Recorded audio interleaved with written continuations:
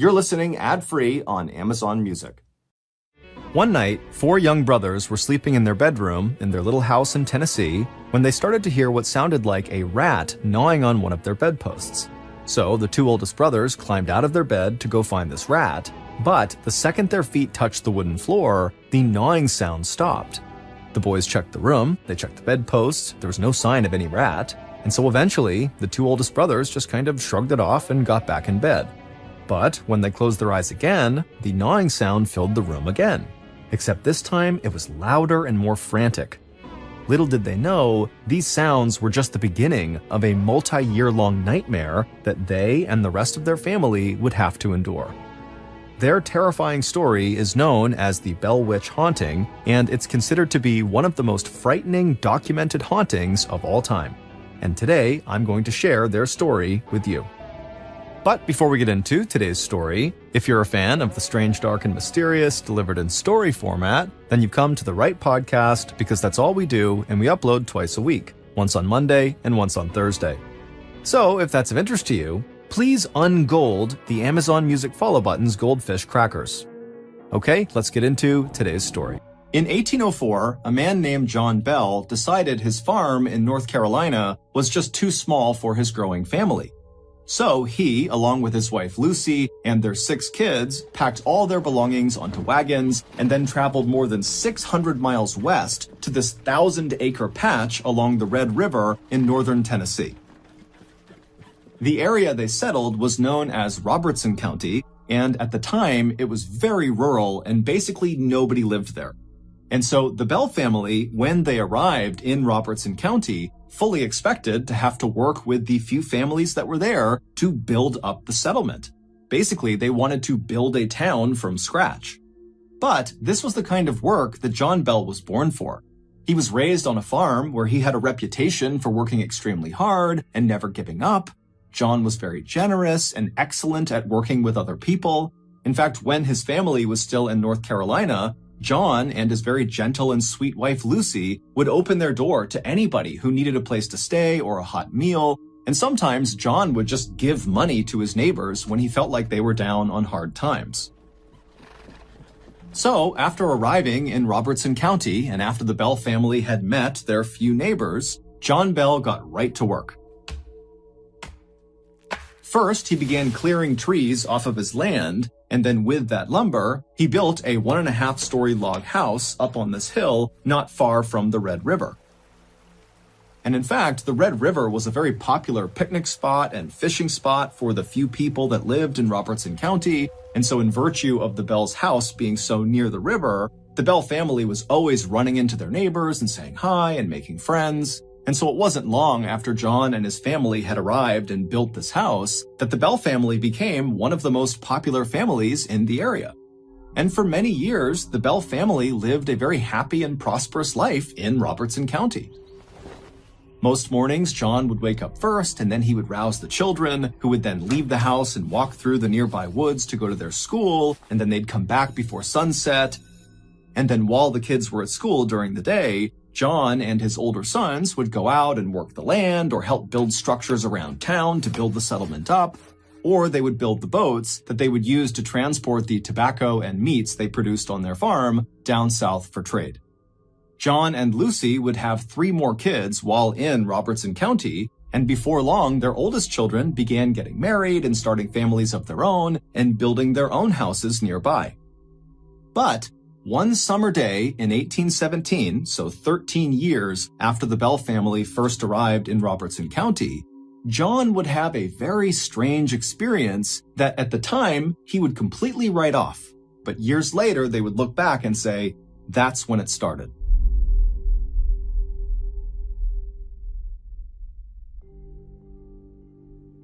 On that summer day in 1817, John was by himself. He was out walking through his cornfield near his house when he looked out and he saw this big dog just sitting in the middle of the cornfield. Now, there were lots of dogs around Robertson County, so it wasn't unusual to run into a dog while you were out and about. But there was something off about this dog. It almost looked misshapen, like its bones had broken many times over and reset at awkward angles. And this dog just looked way too big to be a dog. It almost looked more like a big wolf. And this dog was staring at John in a very human way, not breaking eye contact, staring right at John. Now, John was not someone who easily spooked, but standing in this cornfield staring at this dog who was staring right back at him, John couldn't help but feel totally unsettled and a little bit panicked.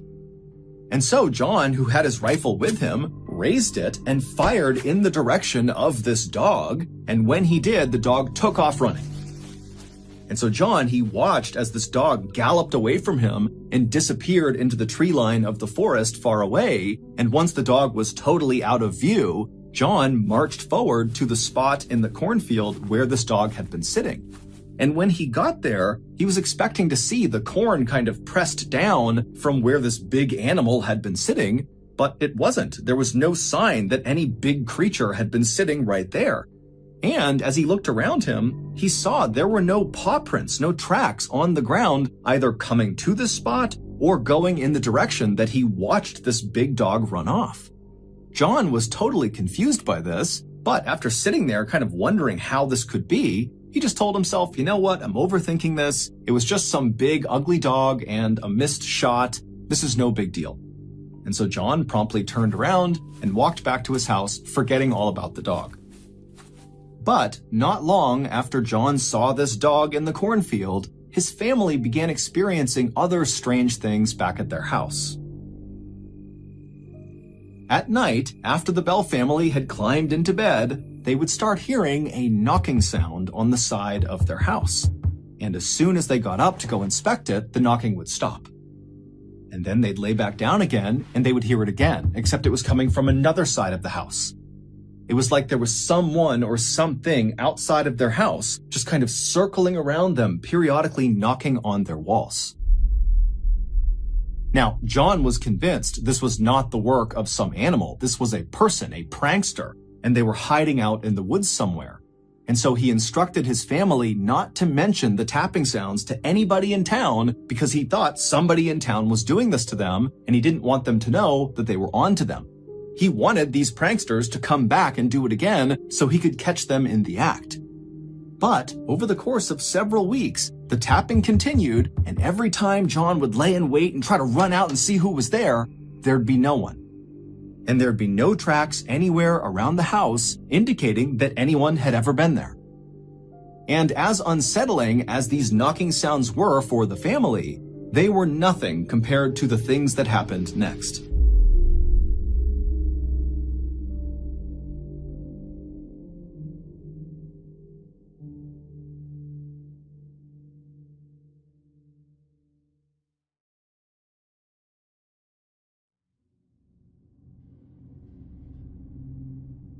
One Sunday night in May of 1818, so roughly 1 year after John had seen that big dog in the cornfield and a couple of months after the knocking on the walls had begun in the Bell's household, 4 of John's sons were asleep in their bedroom inside of their home when they woke up to the sound of what sounded like a rat gnawing on one of their bedposts.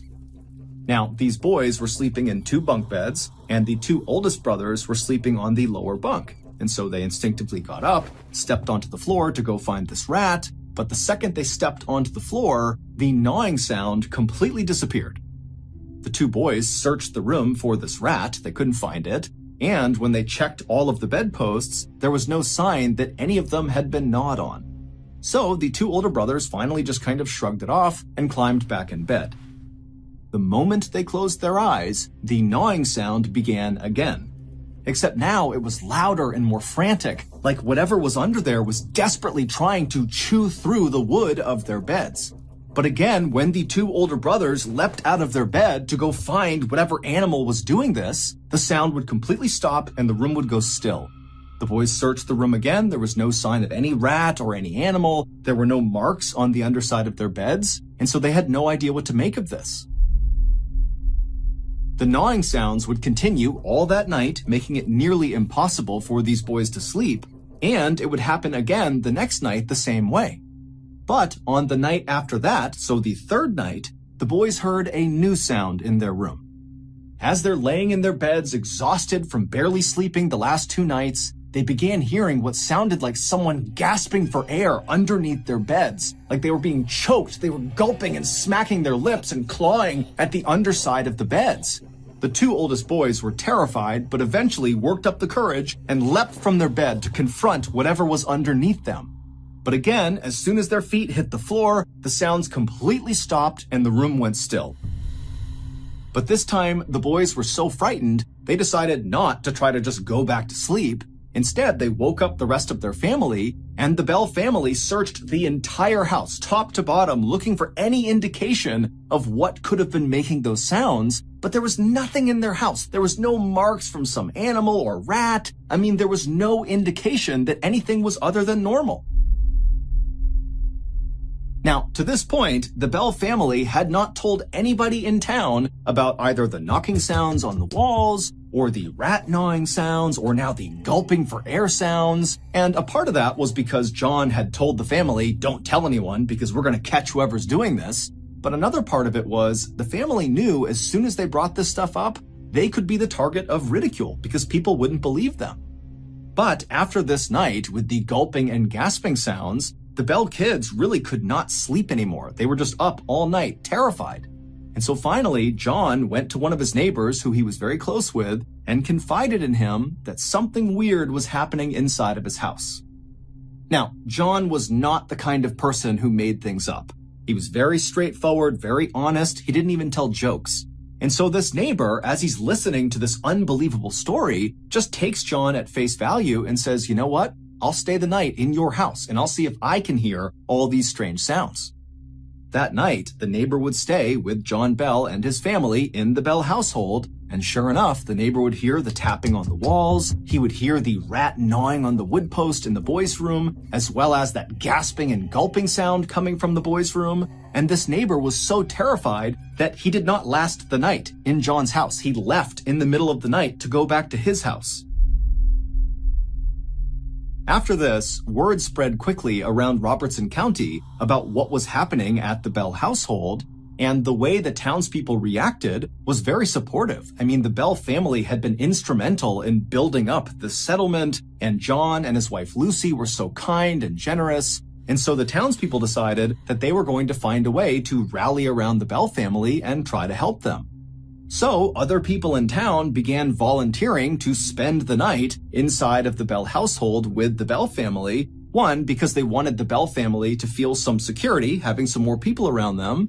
And two, these people were thinking that maybe just their presence inside of the Bell household would scare off whoever or whatever was tormenting the Bells.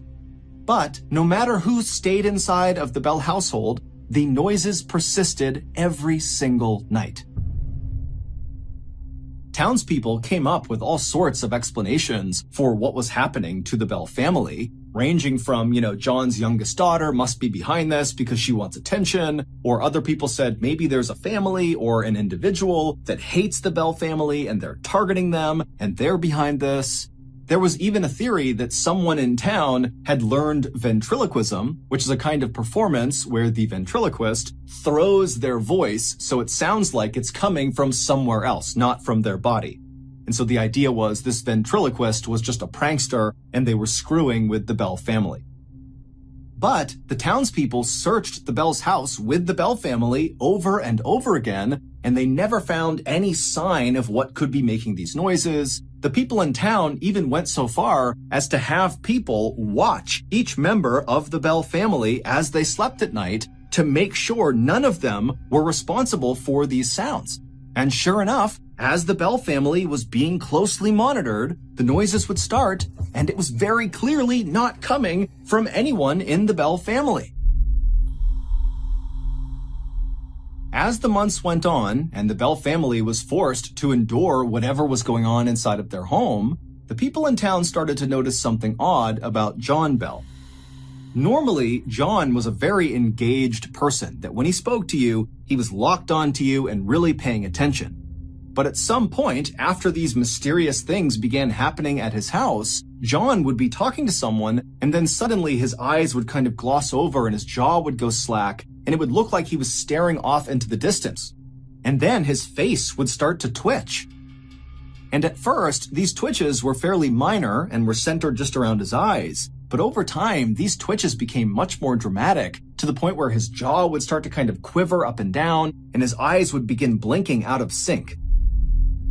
And then, when the twitching finally stopped, John, without saying a word to the person he had just been talking to, would just wander back to his house. He'd go up to his bedroom, and he would sit on his bed for hours and hours and hours, just staring at the wall, not eating, not drinking, not saying anything. The Bell family felt like they were hostages in their own home.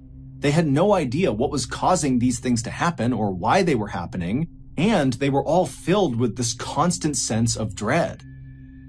As for the townspeople, most of them had come to believe that whatever was happening to the Bell family was likely caused by their neighbor, Kate Batts. Kate was known to be very eccentric and kind of unpleasant, and she was known to be fairly unlucky, because her husband had become disabled and her 3 kids had all died young. Kate also had this strange habit of using really big, complex words in her conversations, but she misused the words, and so everything she said kind of sounded off. Townspeople would talk about Kate Batts' witch, and they started referring to whatever was causing these strange phenomenon at the Bell household as just Kate. However, when Kate found out about this, she was totally offended and said she had nothing to do with whatever was happening to the Bells.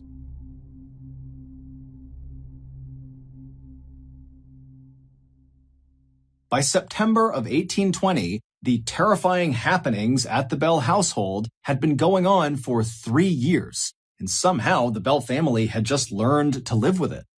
However, John Bell was not doing good. It was like the longer these strange things were happening, the more and more John seemed to become a shell of his former self. His sudden dazes and twitching fits began to happen more and more frequently, and the time he would spend afterwards sitting in his bedroom staring at the wall in silence would go on longer and longer and longer. In private, John would tell his wife, Lucy, that he believed someone or something was torturing him to death.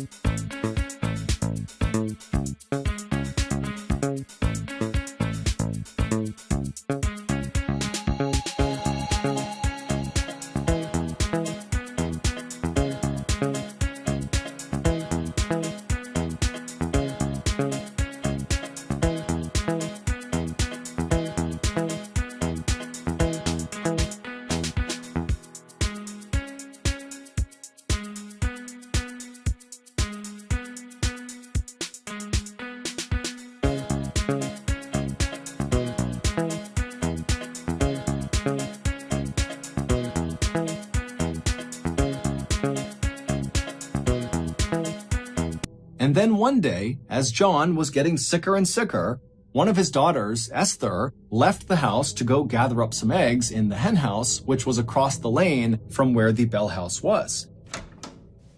And so she left the house, she crossed over the road, she began walking up towards this hen house, and as she was walking, she heard what sounded like someone moving behind her. And so she turned around, and she saw there was this woman dressed all in black with her head down, walking slowly down the road she had just walked on towards her house. So she's basically walking exactly where Esther had just come from, but Esther had not seen her until just now. So she wasn't really sure how this woman had arrived on the road, but Esther wasn't worried. She looked at this woman, she didn't recognize her, but just assumed she was somebody from town, and that was it.